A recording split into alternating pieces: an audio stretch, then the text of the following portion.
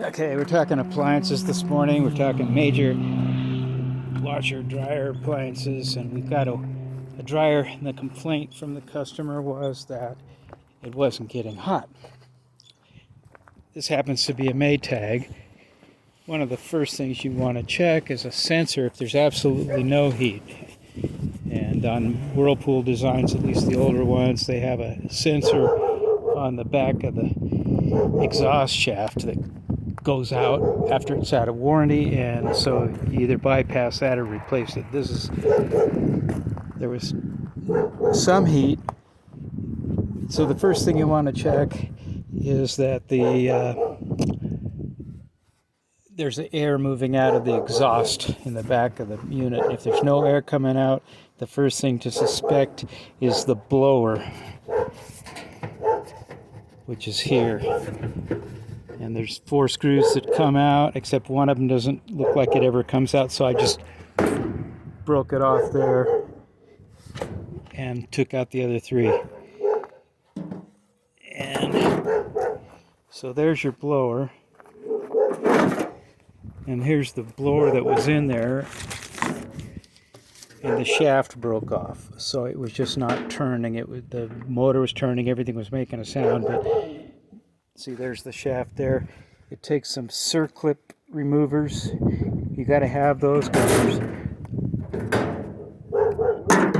circlip on the inside to stop it from traveling downwards, and another one to stop it from coming off the other direction. So that's that thing there, and you got to have the circlip pliers, or you can't get it back on. You may get it off, but then you may lose it. It may flip off someplace and you never see it again. So when you're getting this thing apart, there's 2 screws. Where do they go? Oh, here they are.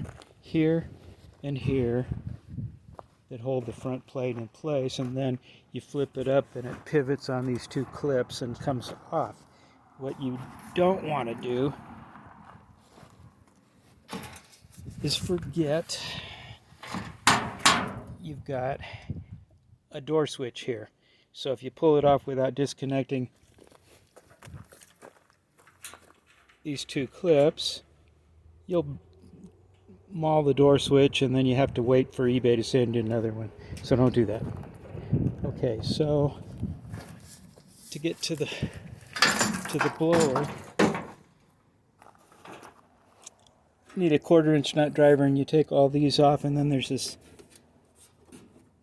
one down here that's holding it down to the bottom, and you got to get that off, and then this comes off, and I'm not sure why I had to remove that, but I did.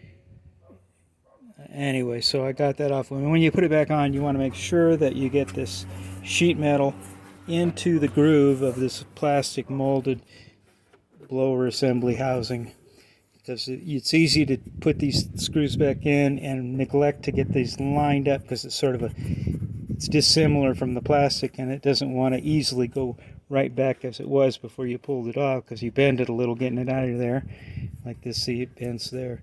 So anyway, so you get that all back together, and then you got the blower turning, and then that's pulling and pushing the air through the laundry load and getting the drying effect, whereas when this thing is just sitting in here and you can't see it.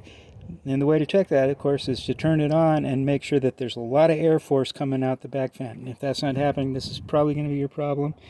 And then you get another one on eBay.